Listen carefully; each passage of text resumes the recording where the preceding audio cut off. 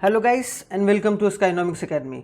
My name is Sunil Kumar Yadav और जैसा कि आप देख पा रहे हैं स्क्रीन पर, आज हम लोग क्या सीबीएसई के लिए मोस्ट इम्पॉर्टेंट चैप्टर में से एक, जो कि देखो ज़्यादातर क्वेश्चन जो नेशनल इनकम से वो पूछा नहीं गया है, अगर बोला जाए सिर्फ प्रिकॉशन को लेकर, ठीक है। लेकिन कभी भी सीबीएसई कुछ भी पूछ सकता है कि नहीं। तो हम लोग ये अंदाज़ा लगाते हैं कि फिर 3 मेथड के थ्रू हम लोग जो भी नेशनल इनकम को कैलकुलेट करते हैं उनसे इस साल 2024 के बोर्ड एग्जाम में पूछा जा सकता है, ठीक है। और पूछा भी गया है अगर आप लोग देखेंगे तो, ठीक है।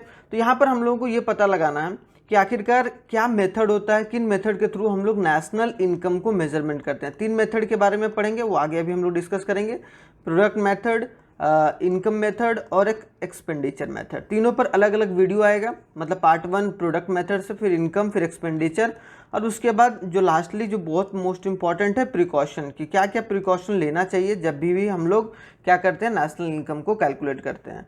तो एक बार फिर से स्वागत है आप लोगों का। और इसी सिलसिले में जो टेलीग्राम है, टेलीग्राम आप लोग ज्वाइन कर सकते हैं। वहाँ पर जो सारा पीडीएफ होता है वो वहाँ पर डाल दिया जाता है, ठीक है। जैसे ही चैप्टर ख़त्म होता है तो आप लोग देखिए टेलीग्राम स्काइनॉमिक्स एकेडमी पर वहाँ जा सकते हैं, या फिर आप लोगों को डिस्क्रिप्शन बॉक्स में लिंक मिल जाएगा, ठीक है। वहाँ से डायरेक्टली ज्वाइन कर सकते हैं। चलिए बिना कोई देरी किए हुए स्टार्ट करते हैं कि क्या नेशनल इनकम होता है। देखो हम लोगों ने पढ़ा था कि नेशनल इनकम आखिरकार होता क्या। तो national income can be viewed in 3 angles. 3 angles में हम लोग नेशनल इनकम को कैलकुलेट कर सकते थे as a sum of total value addition of economy, कि इकोनॉमी में कितना वैल्यू ऐड कर रहा है कोई सारे पर्टिकुलर इंसान। जैसे मान लो कि बिजनेसेस बहुत सारे हैं या लोग बहुत सारे हैं, है कि नहीं, इंसान बहुत सारे हैं, पीपल्स बहुत सारे हैं, तो उन लोगों ने क्या कंट्रीब्यूट करा इकोनॉमी को, तो उनसे हम लोग उनके सम को अगर निकालेंगे तो हम लोग क्या कर सकते हैं, नेशनल इनकम को कैलकुलेट कर सकते हैं। इनकम के हिसाब से as a sum of total income, कि जो इंसान है वो इनकम कितना कमा रहा है कि नहीं। मान लो कि बिजनेसेस है सबका, अब सबका बिजनेस है तो कुछ ना कुछ इनकम तो कमा रहा है ना लोग, या कुछ ना कुछ वो जनरेट कर रहा है इनकम। तो वो जनरेट को अगर हम लोग सबको सम कर देंगे तो वहाँ से भी हम लोग क्या कर सकते हैं, निकाला जा सकता है। फिर sum of total expenditure on final goods and service, के फाइनल गुड्स एंड सर्विस के एक्सपेंडिचर के हिसाब से भी हम लोग, मतलब खर्चा कितना किया है, तो खर्चा जितना किया उसके हिसाब से भी हम लोग नेशनल इनकम निकाल सकते हैं। तो उसी सिलसिले में बोला गया कि दीज आर क्या होता है, एक वैल्यू एडेड मेथड, जिसको हम लोग क्या बोलते हैं, प्रोडक्ट मेथड भी बोलते हैं। क्या प्रोडक्ट मेथड बोलते हैं, जिसके थ्रू नेशनल इनकम को जनरेट करते हैं। दूसरा जो होता है इनकम मेथड, और तीसरा जो होता है एक्सपेंडिचर मेथड। तो ये 3 मेथड आपको इस पूरे चैप्टर में पढ़ने हैं और अलग अलग पार्ट में मैं बताऊंगा। और साथ ही साथ मैं न्यूमेरिकल्स भी डिस्कस करूंगा, ताकि जो आप लोगों का कॉन्सेप्ट है वो भी डिस्कस जो वो भी क्लियर हो सके आसानी तरीके से, और साथ ही साथ आप लोग और अच्छे तरीके से अपना जो पढ़ाई वो आगे ले जा सकते हैं। तो वैल्यू एडेड मेथड होता क्या है, तो वैल्यू एडेड मेथड में देखो नाम से ही पता चल रहा है कि वैल्यू को एडिशन करने की बात की जा रही है। वैल्यू को बहुत सारे तरीकों से ऐड किया जा सकता है। जैसे value added measures the national income in terms of value addition by each producing enterprises in the economy during a producing. जैसे मान लो कंपनी 1 है, कंपनी 2 है। जैसे मान लेते हैं कि 2 ही कंपनी लेते हैं, एक टाटा ले लेते हैं और एक ले लेते हैं हम लोग रिलायंस ले लेते हैं, ठीक है। अब रिलायंस ने कुछ वैल्यू ऐड करा होगा ना, रिलायंस ने हमारी इकोनॉमी में मान लो कि 50 करोड़ का वैल्यू ऐड करा, मतलब 50 करोड़ का प्रोडक्शन जनरेट करा, इसने 60 करोड़ का करा। तो दोनों को मिला देंगे तो कितना होगा, 110 करोड़। मतलब हम लोगों का नेशनल इनकम कितना हो गया, 110 करोड़। सेम उसी तरीके जितने भी बिजनेसेस इंटरप्राइजेस हैं उनके सारे उनको वैल्यू एडिशन अगर उनका निकाल दें तो हम लोग क्या बोलेंगे, उसको वैल्यू एडेड मेथड के थ्रू नेशनल इनकम को जनरेट करना। अब आखिरकार वैल्यू एडेड कैसे निकलता है, तो वैल्यू ऑफ आउटपुट, जैसे मान लो कि वैल्यू ऑफ आउटपुट 50 करोड़ है, ठीक है, लेकिन उसमें से कुछ डेप्रिसिएशन, कुछ इंटरमीडिएट कंजम्पशन हुआ होगा। अभी बताऊंगा इंटरमीडिएट कंजम्पशन पूरा डिटेल में, बस ये अभी ध्यान रखना कि कुछ बनाने में खर्चा लगा होगा, तो उसको मान लो कि 10 करोड़ बनाने में खर्चा लगा, तो मतलब एग्जैक्टली वैल्यू ऐड कितना किया गया, 40 करोड़ का किया गया, है कि नहीं। तो वैल्यू एडिशन निकालिए। अब वैल्यू ऑफ आउटपुट क्या होता है, जो हम लोग यहाँ पर 50 करोड़ निकाल रहे हैं कि कितना वो सेल्स करने के लिए तैयार रखा है। मतलब जैसे मान लो कि 50 करोड़ का उसने सामान बनाया, उसमें से मान लो कि 10 करोड़ का सामान जो था वो टूट गया, फूट गया, या कुछ डेप्रिसिएट हो गया, तो वो डेप्रिसिएशन क्या हो जाएगा हमारा, वो इंटरमीडिएट कंजम्पशन हो जाएगा, एक तरीके से बोला जाए वहाँ पर, ठीक है। अब वैल्यू ऑफ आउटपुट कैसे निकालते हैं भाई, तो sales plus change in stock, इसको डेल्टा बोलते हैं। डेल्टा को हम लोग चेंज इन स्टॉक भी बोलते हैं, तो चेंज इन स्टॉक। तो चेंज इन स्टॉक कैसे निकालते हैं, कभी भी closing stock minus opening stock, याद रखना है। कभी भी closing stock minus opening stock करेंगे तो हमारा क्या निकलेगा, चेंज इन स्टॉक निकलेगा। तो ये बेसिक सा फॉर्मूला है अगर आप वैल्यू ऑफ आउटपुट निकालना चाह रहे हैं। तो सेल्स और जितना ओपनिंग क्लोजिंग स्टॉक है उतना उससे माइनस कर देंगे हम लोग ओपनिंग स्टॉक को। तो आई होप सो थोड़ा सा कॉन्सेप्चुअल वाइज आप लोगों का क्लियर हो गया होगा यहाँ पर। और उसके बावजूद कोई डाउट है तो आप लोग आराम से free to ask in my comment box. अब थोड़ा सा हम लोग समझते हैं कि आखिरकार वैल्यू ऐड कैसे किया जाता है। अब जैसे मैं मान लेता हूँ कि एक फार्मर है, ठीक है, आराम से समझना। फार्मर, सॉरी एक मिनट, क्या है, एक फार्मर है, ठीक है, हाँ एक फार्मर है, एक फार्मर है। फार्मर ने मान लो कि क्या उगाया, वीट उगाया। क्या उगाया, वीट। अब वीट किसको बेचा भाई, मिल वाले को, है कि नहीं, मिल वाले को। मिल वाले ने बनाया आटा, मतलब क्या, आटा को बोलते हैं फ्लोर। अब फ्लोर को बनाकर वो किसने बेचा, बेकरी वाले को, ठीक है। अब बेकरी वाला डायरेक्टली कहाँ, दुकानदार को, मतलब जो ये शॉपकीपर है। यहाँ से हम लोग समझेंगे ताकि आप लोगों को पूरा क्लियर हो जाए, ठीक है। कोई फार्मर है, फार्मर ने वीट 10 रुपये में उगाया मान लो, ठीक है। ये इसने कितने में दिया, 20 रुपये में दिया, 20 रुपये में दिया। और ये इसको कितने में दिया, 30 रुपये में दिया। और ये इसको कितने में दिया, 50 रुपये में दिया। और जो फाइनली कंज्यूमर को बेचा ये शॉपकीपर, वो बेच रहा है उसको 80 रुपये में। क्लियर, यहाँ तक कोई डाउट, यहाँ तक कोई डाउट नहीं होना चाहिए, ठीक है। तो फार्मर ने जो 10 रुपये इंक्लूड करा, अभी तो हम लोग यहाँ लेके चलते हैं। इसने क्या करा, 10 रुपये का सामान 20 रुपये में बेचा, है कि नहीं। तो मतलब 10 रुपया सामान इसको बेचा, इसका मतलब ये 20 रुपया इंक्लूड हो रहा है ना। मतलब मान लो कि ये वैल्यू कितना ऐड किया, -10, क्योंकि 10 रुपया तो ये ऐड किया है ना, 10 रुपीज़ तो ये ऐड किया। और यहाँ माइनस होगा तो ये एक्चुअल कितना किया है, फ्लोर वाला मिल वाला 10 रुपया ही ऐड किया है कि नहीं। और ये एक्चुअली कितना ऐड किया, 20 इसमें माइनस करेंगे, क्यों, क्योंकि ये 20 पहले ही इंक्लूड हो चुका है, ये 10 यहाँ पर इंक्लूड हो चुका है, 10 यहाँ पर, तो 20 पहले से ही। तो मतलब ये कितना ऐड किया है, 10 ऐड किया है, सॉरी 10 ऐड किया है। अब यहाँ पर 30, तो इसका मतलब क्या, -30 करेंगे। उसके बाद ये कितना ऐड किया, क्यों, क्योंकि मान लो कि ये 30 रुपये में यहाँ बेचा, ये 30 रुपया इसको इंक्लूड करके बेचा होगा ना भाई, तो 20 रुपये का प्रॉफिट हुआ होगा। तो मतलब क्या, इसने कितना इंक्लूड करा, 20 रुपया इंक्लूड करा। और लास्टली इसने कितना इंक्लूड करा, 30 रुपये का। तो यहाँ पर हम लोग को ये समझना है कि वैल्यू कितना ऐड आप कर रहे हो। मिल वाला तो 10 रुपये एक्स्ट्रा ये लगाया ना भाई। सिंपल सी बात बताऊँ कि ये 10 रुपया का सामान इसको बेचा, तो इसका मतलब कि ये 20 रुपया सामान बेच रहा है, ये 30 रुपये का सामान बेच रहा है, ये 50 रुपये का बचा रहा है, ये 80 रुपये का यहाँ इसको बेच रहा है। तो यहाँ पर समझने को 10 20 रुपये और 10 30, 30 20 50 और 30 80, मतलब टोटल क्या हो गया, 80 रुपीज़ का वैल्यू ऐड हुआ है। कितना वैल्यू एडेड हुआ है, 80 रुपया का। क्यों भाई, सिंपल सी यहाँ पर एक चीज़ देखनी है हम लोगों को कि फार्मर अलग वैल्यू ऐड कर रहा है, मिल अलग वैल्यू ऐड कर रहा है, बेकरी अलग वैल्यू ऐड कर रहा है, शॉपकीपर अलग वैल्यू ऐड कर रहा है। तो ये बात याद रखना है हम लोगों को कि जो इंटरमीडिएट कंजम्पशन है, जैसे ये 10 रुपया तो ये वीट ही लगा ना इसको बनाने में, फ्लोर, ये 10 रुपया तो ये अपना इंक्लूड किया है कि नहीं। 10 रुपया का जो सामान है ये खुद इंक्लूड करा, मतलब वैल्यू इसने 10 रुपया का ही ऐड करा है। 10 रुपया तो ये वीट खरीदा है, तो इसने वैल्यू तो ऐड नहीं करा, वैल्यू तो इसने ऐड करा। तो इसी तरीके से ये हमारा क्या हो जाता है, वैल्यू ऐड। इसी तरीके से जितनी भी कंपनी रहती हैं, जैसे मान लो कि रिलायंस है, ठीक है, यहाँ पर आप सिंपल सी बात समझते हैं, एक रिलायंस है। अब रिलायंस ने 50 करोड़ का सामान बनाया, ठीक है, उसमें से मान लो किसी दूसरे कंपनी से रॉ मटेरियल 20 करोड़ का लिया, तो मतलब वैल्यू ऐड कितना किया ये कंपनी, 30 करोड़ ही किया ना, क्योंकि ये माइनस हो जाएगा ना 20 करोड़, क्योंकि 20 करोड़ जो रॉ मटेरियल बनाने वाली कंपनी है वो उसका वैल्यू ऐड कर रहा है, वो उतना वैल्यू ऐड कर रहा है। तो आई होप सो ये 30 करोड़ यहाँ पर आप लोगों को समझ में आ गया होगा और वैल्यू एडिशन भी समझ में आ गया होगा। अब आते हैं थोड़ा सा फ्लो चार्ट के बारे में हम लोग डिस्कस कर लेते हैं।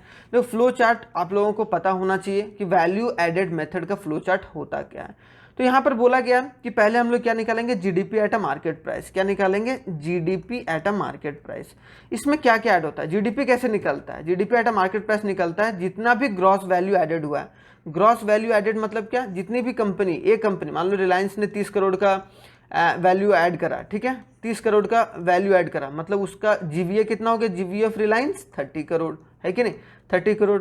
उसी तरीके जितने भी कंपनी है, तो मतलब gross value added by all enterprises of primary sector, देखो अलग अलग बोला गया, मैं प्राइमरी सेक्टर, सेकेंडरी सेक्टर और टर्सरी सेक्टर। तो यहाँ पर तीनों जितने जीवीए होगा, क्या होगा, GVA of primary plus secondary plus tertiary, तीनों सेक्टर का जितना होगा हर एक कंपनी जितना भी, चाहे प्राइमरी सेक्टर की कंपनी हो, सेकेंडरी सेक्टर की कंपनी हो, टर्सरी सेक्टर की कंपनी हो, अगर उन सारे को मिला के हम लोग ऐड कर देंगे, वैल्यू को, ग्रॉस वैल्यू एडेड को ऐड कर देंगे, तो हमारा क्या निकल जाएगा, GDP at a market price. ठीक है, क्लियर।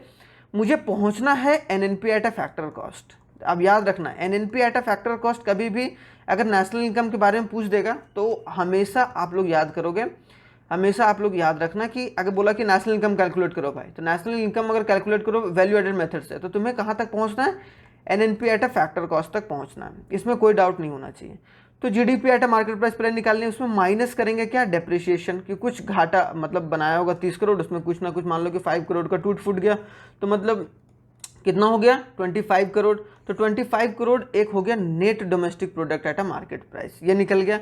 उसमें से हम लोग अब फिर नेट फैक्टर कॉस्ट आएंगे, क्योंकि मार्केट प्राइस से मुझे कहाँ तक पहुँचना है, फैक्टर कॉस्ट से। उसके बाद net indirect tax, net indirect tax NIT को माइनस करेंगे, एनआईटी को माइनस मतलब इनडायरेक्ट टैक्स माइनस सब्सिडी। ठीक है, इनडायरेक्ट टैक्स माइनस सब्सिडी को कर देंगे तो नेट इनडायरेक्ट टैक्स माइनस करेंगे। आप इनडायरेक्ट टैक्स माइनस कर दिए तो देखो, मैंने बताया था पिछले वाले वीडियो में, जो मैंने फ्लो चार्ट डिस्कस करा था कि मार्केट प्राइस से फैक्टर कॉस्ट कैसे हो जाता है। तो मार्केट प्राइस से अगर फैक्टर कॉस्ट में बदलना है तो आप लोग क्या करो, माइनस एनआईटी कर दो, तो वो हो जाएगा आपका फैक्टर कॉस्ट में बदल जाएगा, वही हुआ NDP at a factor cost. फिर उसमें से अगर हमको नेट डोमेस्टिक से नेशनल बनाना है, किससे, डोमेस्टिक से, मैंने सारा कॉन्सेप्ट बताया था, अगर डोमेस्टिक से नेशनल बनाना है तो हम लोग क्या करेंगे, एनएफआईए को जोड़ देंगे, एनएफआईए को जोड़ देंगे। ठीक है, इसमें कोई दिक्कत वाली बात है ही नहीं, एनएफआईए को जोड़ दिए तो हमारा निकल गया क्या, NNP at a factor cost. तो आई होप सो ये पूरा क्लियर मामला हो गया होगा आपका कि GDP at a market price से फैक्टर कॉस्ट करते हैं तो क्या होता है, और डोमेस्टिक इनकम से नेशनल इनकम करते हैं तो क्या करते हैं। तो आई होप सो ये फ्लो चार्ट बहुत इंपॉर्टेंट है, एक बार 2 बार आराम से देखिएगा तो आप लोगों को पूरा समझ में आ जाएगा। क्लियर। अब आते हैं थोड़ा न्यूमेरिकल पॉइंट ऑफ व्यू से। अब न्यूमेरिकल्स में क्या क्या बोला गया, अब देखिए यहाँ पर न्यूमेरिकल्स में आप लोगों को समझना पड़ेगा कि थोड़ा सा मैं न्यूमेरिकल्स इसीलिए बता रहा हूँ ताकि आप लोगों का जो कॉन्सेप्ट है वो पूरे अच्छे तरीके से क्लियर हो पाए। अब यहाँ पर बोला on the basis of following data of the economy consist only of 2 firms. अगर 2 फर्म्स कंसिस्ट है, मतलब 2 ही फर्म का यहाँ पर दिया गया डेटा, उसमें बताना है कि value added by firm A के द्वारा कितना वैल्यू ऐड किया गया, फर्म बी के द्वारा कितना वैल्यू ऐड किया, पहला जो क्वेश्चन है। दूसरा बोला गया जीवीए जो ग्रॉस वैल्यू एडेड और GDP at a factor cost, मतलब क्या GDP at a factor cost हमें निकालना है, क्या GDP at a factor cost निकालना है। तो यहाँ पर याद रखना है हम लोगों को कि sales by a firm A के द्वारा सेल इतना किया गया, purchase from firm B by firm A, जो फर्म बी के द्वारा परचेज किया गया ए के थ्रू, और परचेज फ्रॉम ए के द्वारा परचेज किया गया बी से, और सेल्स बी के द्वारा इतना किया गया। क्लोजिंग स्टॉक ये है, क्लोजिंग स्टॉक बाय फर्म ये है, ओपनिंग स्टॉक ये दोनों का है, और लास्ट में इनडायरेक्ट टैक्स है। ठीक है, तो यहाँ तक ये क्वेश्चन आपको समझ में आ गया होगा। अब मुझे निकालना है वैल्यू एडेड बाय फर्म ए का वैल्यू ऐड कितना हुआ है। तो सबसे पहले वैल्यू एडिशन में मैंने बताया था कि जितना भी सेल हुआ उसे लिख दो, सेल कितना हुआ फर्म ए का। अब ए का निकाल रहा हूँ मैं, ठीक है, पहले ए का वैल्यू एडिशन निकाल रहा हूँ। ए में sales by firm A, sales by firm A, देखो यहाँ पर आराम से देखना, ठीक है, सेल्स बाय फर्म ए कितना हो गया, 100 करोड़, 100 करोड़ हो गया। अब उसमें से माइनस करेंगे परचेज जो किया होगा, मैंने बताया था कि रॉ मटेरियल जो परचेज करते हैं जो हम लोग, वो चीज़ हमारा क्या हो जाता है, माइनस हो जाता है दूसरे कंपनी से। अब purchase from firm B, purchase from firm B, अब purchase from firm B by A कितना, 40 करोड़, तो माइनस कर दिए।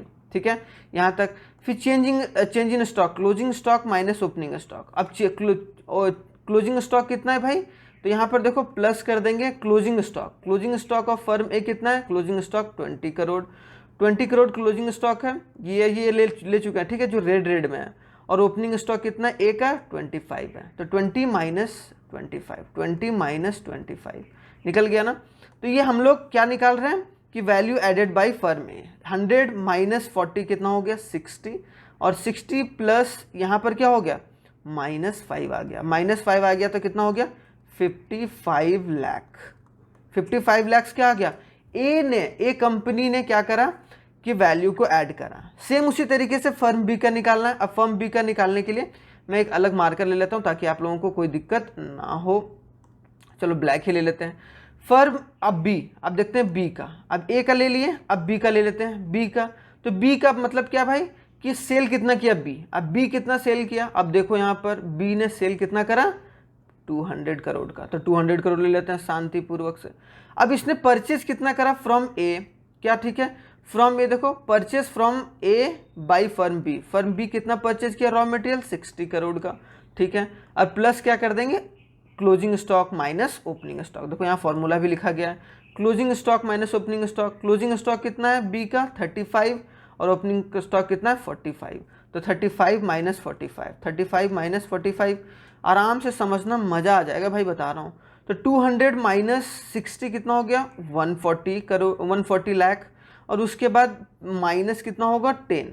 अब 10 क्यों हुआ भाई, क्योंकि 35 माइनस जो 45 होगा वो माइनस 10 आएगा, तो यहाँ प्लस माइनस क्या हो जाएगा माइनस, तो कितना हो गया 130 लैक्स। आया बात समझ में कि 130 लैक्स क्या किया, वैल्यू एडेड बाय फर्म में, वैल्यू एडेड बाय फर्म भी इतना किया गया। अब बोला गया है कि दूसरा क्वेश्चन कि ग्रॉस वैल्यू एडेड कितना है, GDP at a factor cost, तो हम लोग यहाँ देख रहे हैं ए के द्वारा कितना किया गया, ए के द्वारा किया गया 55 लाख, और बी के द्वारा कितना किया गया, बी के द्वारा 130 लाख किया गया। अब इन दोनों में, इन दोनों को अगर हम लोग अगर नेट इनडायरेक्ट टैक्स माइनस कर देंगे, मैंने बताया था, देखो यहाँ पर पीछे करता हूँ समझ में आएगा।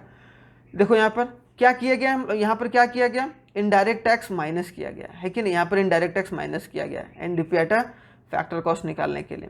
तो NDP at a factor cost, यहाँ पर मुझे क्या निकाल रहा है GDP at a factor cost, तो हम लोग यहाँ क्या करेंगे माइनस कर देंगे इनडायरेक्ट टैक्स। इनडायरेक्ट टैक्स कितना दिया गया, इनडायरेक्ट टैक्स मेरे पास दिया गया है 30 करोड़, तो 30 करोड़ माइनस कर देंगे तो कितना आएगा 155 लाख। देखो यहाँ पर कितना हो गया 185 लाख हो गया, 185 लैक्स हो गया, उसको माइनस 30 हो गया, तो वहाँ मेरा कितना आ जाएगा 155 लाख। तो आई होप सो ये वाला पूरा आपका एंगल जो होगा वो समझ में आ गया होगा, इसमें कोई डाउट नहीं होगा। अब दूसरा जो एग्जाम्पल है वो फटाफट देख लेते हैं बिना कोई देरी किए हुए। यहाँ पर बोला गया कि gross value added at a market price, GDP at a market price, gross value added या जीवीए, यहाँ ऐसे करते हैं, GVA at a market price क्या होगा, और साथ ही साथ नेशनल इनकम। नेशनल इनकम के बारे में कभी भी बात करेंगे तो क्या होगा NNP at a factor cost कैसे निकलेगा, ठीक है, NNP at a factor cost. I hope so, क्योंकि ये वैल्यू एडेड मेथड है। वैल्यू एडेड कैसे समझोगे भाई कि प्राइमरी सेकेंडरी टर्सरी सेक्टर दिया हुआ है इतना, उसके बाद दिया हुआ है value of intermediate consumption, intermediate मतलब जो खर्चा हुआ है, जो पहले वैल्यू ऐड हो चुका है वो तीनों का इतना है, ठीक है।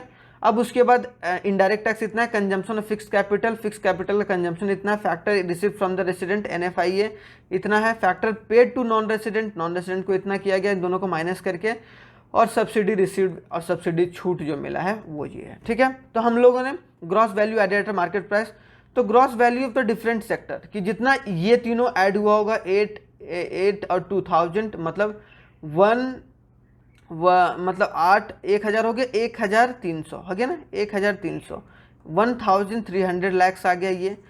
ये इतना क्या वैल्यू ऐड हुआ है, आउटपुट हुआ है, उसमें से इंटरमीडिएट कितना गया 400 500 550, तो 550 क्या हो गया मेरा, इन दोनों को माइनस कर देंगे तो मेरा क्या निकल जाएगा ग्रॉस वैल्यू एडेड, जीवीए निकल जाएगा कि कितना वैल्यू ऐड किया है, ठीक है। इन दोनों को मिलाकर मेरा ग्रॉस वैल्यू एडेड निकल गया, जो कि हमारा कितना है, अगर हम लोग 1300 को माइनस करेंगे 550 से तो हमारा क्या आ जाएगा 0 5 12 हो गया, तो 12 हो गया, तो 12 तो 7 5 12, तो मतलब क्या 750 लाख आ गया। यहाँ पर क्या आ गया पहले आंसर 750 लैक्स आ गया, क्या आंसर हो गया जीवी एट अ मार्केट प्राइस के हिसाब से। आई होप सो यहाँ पर ये पॉइंट क्लियर होगा। अब आते हैं नेशनल इनकम कैसे, तो जो gross value product at a market price है उसको, या ग्रॉस वैल्यू एडेड आ गया हमारा ये पूरा टोटल, उसको माइनस कर देंगे कंजम्पशन ऑफ फिक्स कैपिटल जो कंज्यूम किया गया है, मतलब ये एक तरीके से कंजम्पशन है ना, कंजम्पशन हमेशा माइनस होगा। फिर माइनस कर देंगे इनडायरेक्ट टैक्स, जो भी इनडायरेक्ट टैक्स होगा उसको माइनस कर देंगे, 50 करोड़ को माइनस कर देंगे, ठीक है। उसके बाद प्लस कर देंगे फैक्टर इनकम प्लस सब्सिडी होगा, ठीक है, क्योंकि NIT माइनस होता है, तो यहाँ पर इनडायरेक्ट टैक्स माइनस सब्सिडी हो जाएगा, तो मतलब सब्सिडी यहाँ पर प्लस हो जाएगा, और factor in receive from the resident और paid to resident minus plus दोनों हो जाएगा। अब यहाँ पर समझते हैं 750 में क्या किए, 750 में माइनस किए हम लोग कंजम्पशन ऑफ फिक्स्ड कैपिटल, कितना है 80 करोड़, 80 को माइनस किए, उसके बाद नेट इनडायरेक्ट टैक्स को माइनस किए, नेट इनडायरेक्ट टैक्स माइनस किए, net indirect tax sorry indirect tax कितना दिया हुआ है 50 करोड़, प्लस सब्सिडी किया 20 करोड़ और 20 लाख है सॉरी, इसमें कोई आराम से समझना, ठीक है। रिसीव बाय द रेसिडेंट कितना किया गया, रिसीव बाय रेसिडेंट कितना है, देखो यहाँ पर 10, मतलब हम लोग रिसीव कितना किए 10 किए, तो रिसीव किए तो हम लोग उसको प्लस कर देंगे, और जितना हम लोग बाहर को पेड किए, बाहर को जितना पे किए 20, बाहर को पे किए उसको माइनस कर देंगे। तो यहाँ पर देखो माइनस वाला पहले 20, पहले प्लस वाले को प्लस कर लेते हैं, ठीक है, आराम से समझते हैं।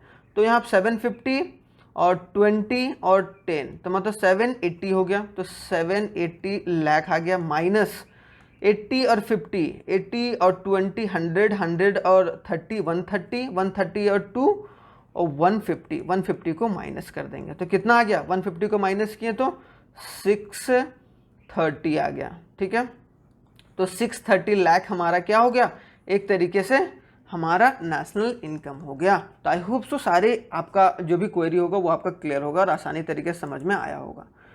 अब यहाँ पर thanks for watching once again, और यहाँ तक आज हम लोग वैल्यू एडेड मेथड बहुत अच्छे तरीके से पढ़े। वैल्यू एडेड मेथड हम लोग जो नेक्स्ट वाले वीडियो में पढ़ेंगे वैल्यू एडेड मेथड, जो नेक्स्ट वाली वीडियो में पढ़ेंगे वो हम लोग इनकम मेथड पढ़ेंगे, कि क्या पढ़ेंगे, इनकम मेथड पढ़ेंगे, और साथ ही साथ जानने की कोशिश करेंगे कॉन्सेप्ट्स के साथ साथ हम लोग न्यूमेरिकल, जैसा कि आज मैंने डिस्कस करा है। अब 2-3 बार देखिएगा, समझिएगा, तब आप लोगों को पूरा क्लियर समझ में आएगा। थैंक्स फॉर वॉचिंग, जय हिंद, मिलते हैं नेक्स्ट वीडियो में।